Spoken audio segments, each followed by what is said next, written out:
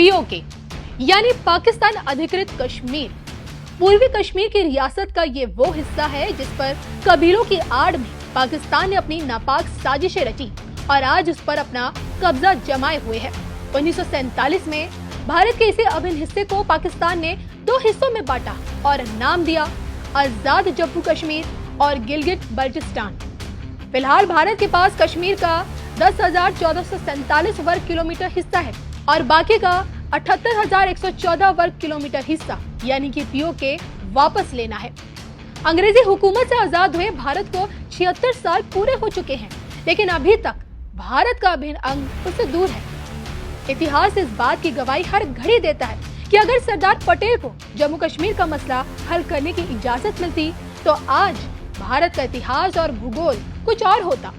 आजादी के समय भारत की अखंडता को बनाए रखने के लिए तत्कालीन गृह मंत्री सरदार वल्लभ भाई पटेल ने अपनी कूटनीति के बल पर 560 से ज्यादा रियासतों का भारत में विलय कराया, लेकिन नेहरू की प्लानिंग जम्मू कश्मीर के मामले में पूरी फेल हो गई।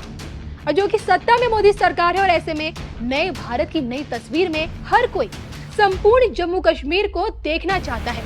ऐसे में सवाल उठता है, पीएम मोदी की ताकतवर लीडरशिप हो या फिर योगी की बुलडोजर नीति, किसके शासन में पीओके की वापसी का समय पहले से निर्धारित है?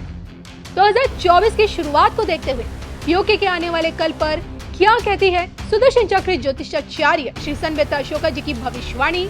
देखिए सिर्फ धर्म ज्ञान पर। 2024 का जो फाइनल है लोकसभा का चुनाव अब कुछ ही महीनों बाद है, मतलब समय बहुत कम रह गया है।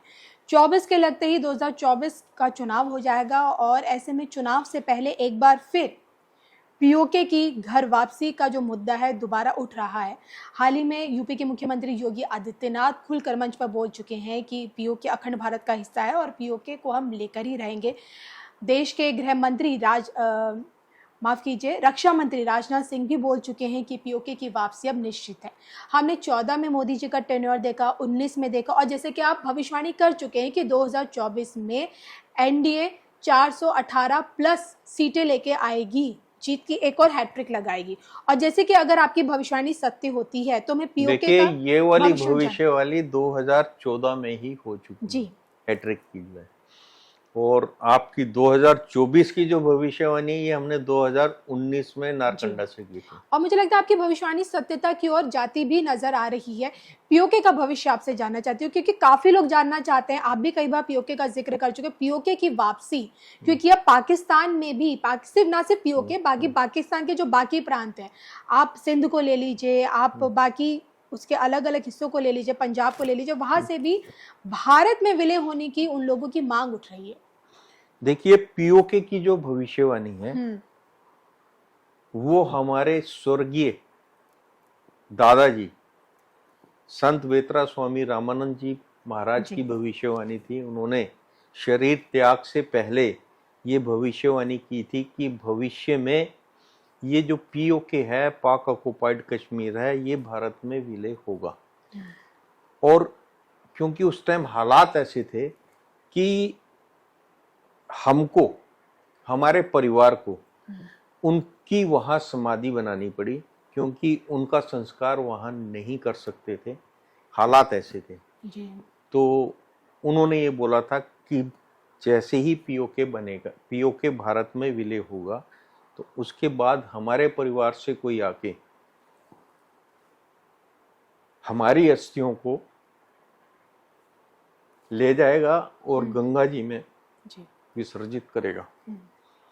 तो ये भविष्यवाणी जो है ये उनकी है और अब समय आ गया है कि ये जो है भविष्यवाणी कभी भी किसी भी समय जो है सत्य सिद्ध हो सकती है।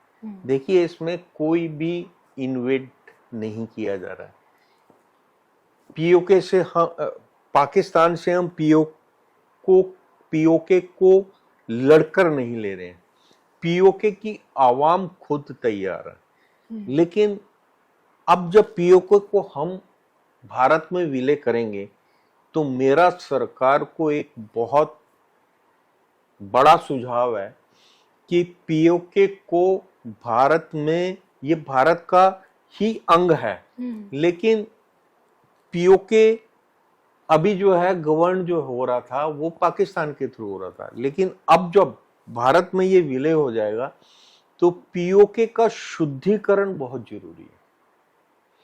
वो शुद्धिकरण कैसे होगा, उसमें क्या करना है, उसके लिए मैं आपको अलग से उस पे एक वीडियो लाएंगे, भविष्यवाणी दूंगा जी। क्योंकि पहले वो जो है मेटलाइज हो, फिर उसके बाद उसका शुद्धिकरण कैसा होना चाहिए और उस शुद्धिकरण पे बात होनी बहुत जरूरी है।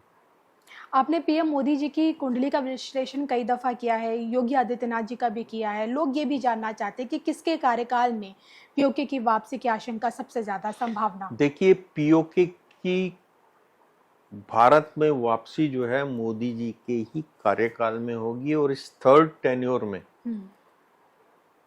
या थर्ड टेन्योर से पहले भी हो सकती है। डेफिनेटली 100% मोदी जी के कार्यकाल में ही पीओके जो है भारत का अभिन्न अंग होगा, जिसकी भविष्यवाणी मैंने पहले भी की है। बिल्कुल। चलिए, हम उम्मीद भी करते हैं कि आपकी ये भविष्यवाणी सत्यतः पूर्ण हो। इसी के साथ मुझे और श्री संबिता अशोका जी को हम दोनों को दीजिए इजाजत। नमस्कार। पूर्वोत्तर के राज्यों में नहीं घुस सकते थे।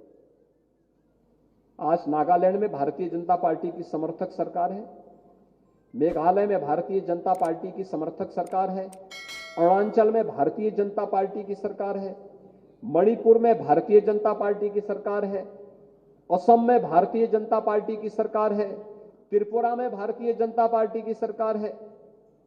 भाइयों बहनों, ये चीजें दिखाती हैं जनता के मन में एक विश्वास पैदा हुआ है।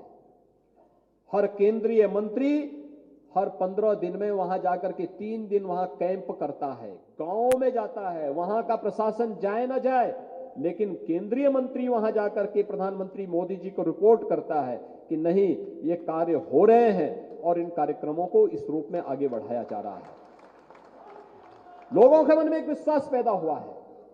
पूर्वोत्तर का ये संवाद आज वहां को पूरी तरह अलगाववाद से मुक्त कर चुका है। जम्मू और कश्मीर आपके सामने है। अभी G20 का समिट जम्मू कश्मीर में हुआ। दुनिया के 20 देशों के प्रतिनिधि, 9 मित्र देशों के प्रतिनिधि और अन्य 7 देशों के लोगों ने भी उसमें भागीदारी की। और मान कर सकते हैं 200 विदेशी डेलीगेट्स आए हों, पूरे कश्मीर के अंदर घूम करके आ गए हों, 3 दिन का समिट भी संपन्न हो जाए। ये आज का कश्मीर है। कश्मीर विकास की राह पर आगे बढ़ चुका है।